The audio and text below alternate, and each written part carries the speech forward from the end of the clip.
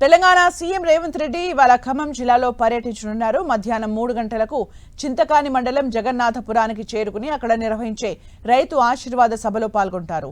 ఈ సందర్భంగా రైతు భరోసా నిధుల విడుదల కొనసాగించడంతో పాటు అర్హులైన రైతులకు ఈ పట్టాదార్ పాస్బుక్లను అందజేయనున్నారు.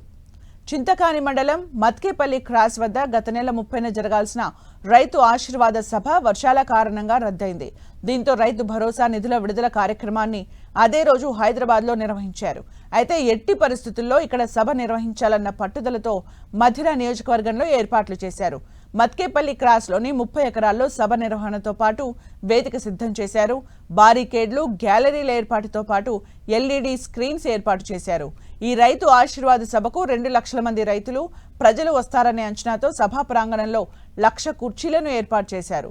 9,000కు పైగా వాహనాలు వచ్చే అవకాశం ఉన్నందున 150 ఎకరాల్లో పార్కింగ్కు ఏర్పాట్లు చేశారు. గత నెల 28, 29వ తేదీల్లో రైతు మేళా, 30వ తేదీన రైతు ఆశీర్వాద సభ నిర్వహించాలని తొలుత నిర్ణయించారు. అయితే వర్షం కారణంగా మొదట రైతు మేళా రద్దు చేయగా పరిస్థితులు అనుకూలించకపోవడంతో సభను కూడా రద్దు చేశారు. ప్రస్తుతం పరిస్థితులు చక్కబట్టడంతో ఇవాళ సభ నిర్వహించబోతున్నారు. జూన్ 30న ప్రారంభమైన వానాకాలం రైతు భరోసా నిధుల పంపిణీ కొనసాగుతోంది. ఇప్పటి వరకు 9 రోజుల్లో 9,000 కోట్ల నిధుల్ని రైతుల ఖాతాల్లో జమ చేసింది ప్రభుత్వం.